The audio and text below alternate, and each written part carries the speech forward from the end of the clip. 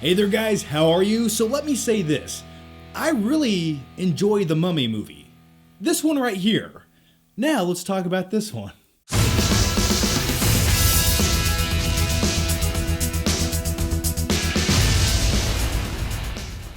Tom Cruise runs away from an ancient princess mummy for 2 hours. This movie was supposed to be the launching point of a shared dark universe, where we would see interconnected films featuring Universal's classic monsters. And that sounds like a really cool idea. I'd like to see some classic monsters brought into modern day movies. It's like if Universal Studios decided to make a Creature from the Black Lagoon movie, took it very serious, made it rated R, made it terrifying, had really intense underwater sequences where the Creature from the Black Lagoon was essentially Jason Voorhees, but with more of a character arc?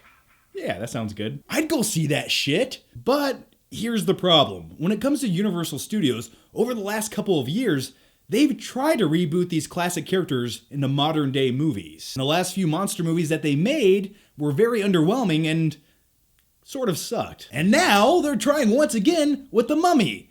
But this time it's starring Tom Cruise. Now when it comes to Tom Cruise is Tom Cruise. I love the guy. Maybe a little bit too much. Because this scene right here inspired me to become the man I am today. Don't ask questions. And in this movie, Tom Cruise plays the character of Nick Morton, who is a thief.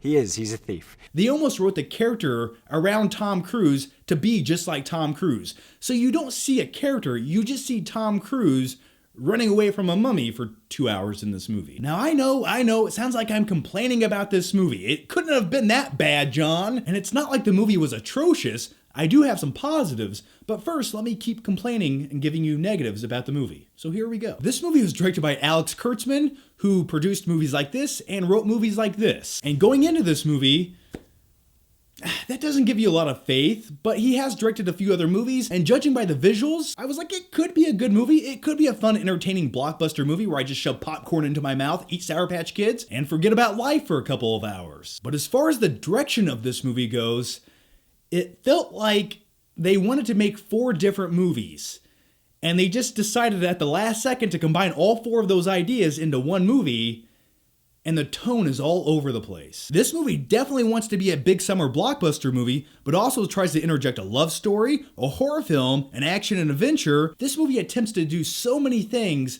but it doesn't do anything that great. It's like, yeah, sure, things happen, and then other things happen, and you don't hate life when you're watching this movie. You just won't remember anything that happens next week. All right, with all that said, I do have some positives about the movie, and one of my favorite scenes in this movie, and it's not a spoiler, you've seen it in the trailers, they showed it in every single marketing clip for the movie. Once again, this is not a spoiler, it doesn't matter, so here it goes. Early on in this movie, there's an airplane scene and a crash sequence, and watching airplanes crash, especially the way that they filmed this one, where you can see the reaction on Tom Cruise's face, and you can see the ground behind him getting closer and closer by every second. It was intense. My palms were getting sweaty. It was very realistic, and I really enjoyed that. I could have watched 25 more minutes of something along those lines. But Tom Cruise actually really did do that airplane crash scene in real life. He actually crashed an airplane into the ground from 35,000 feet, going 500 miles per hour, and survived. Everything I just said is not true. Now, this movie is called The Mummy, and you do have some flashbacks in ancient Egypt, giving you some backstory, and I love stuff like that. Something about ancient Egypt really fascinates me. It's just a really interesting time period. I wish we could get more movies in that time period. Better ones than this right here. Do you remember that thing I just said about the flashbacks and the backstory? Essentially, the 1999 Mummy movie and this movie share almost the exact same backstory. It's the same thing you've already seen before. They just rehash it once again. And as far as the mummy herself goes in this film, she was cool to watch at times. She was sucking the life out of guys.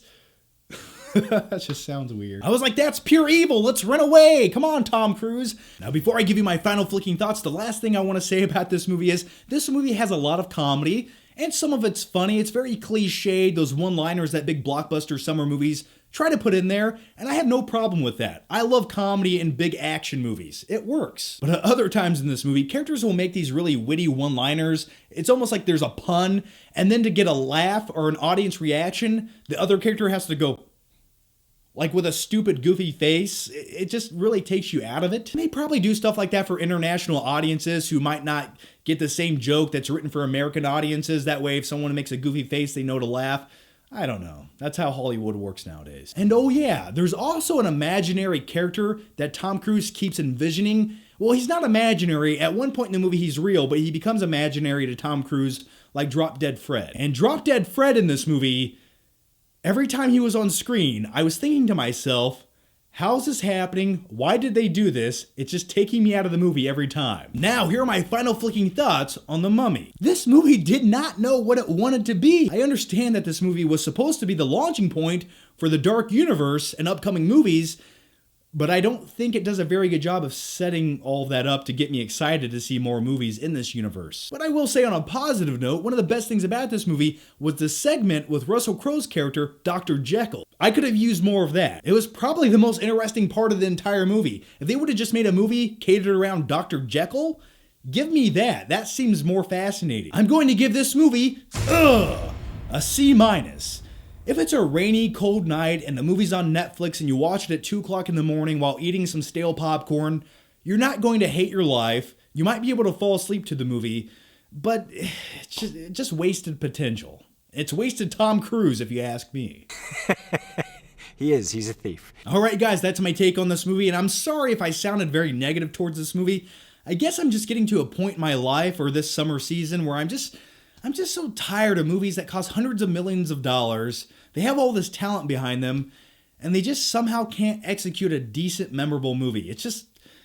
But now, here's my question for you, and let me know down below in the comments section, what did you think about this movie, or what is your favorite monster movie of all time? And before I go, I wanted to let you guys know about this awesome film-inspired cookbook, because if you're like me, you like movies, you like to eat, and you don't know how to cook anything besides a frozen pizza, the book Film and Fork might be for you. The book Film and Fork, Recipes Inspired by the Magic of Cinema is also brought to you by the same people behind Popcorn Trivia, the awesome app where you can test your movie knowledge. Like I said, all the recipes in this book are based on some of your favorite movies of all time, or at least mine. There's one in here called Big Moosey's Chicken Breast, and it's actually inspired by Bob's Bitch Tits from the movie Fight Club.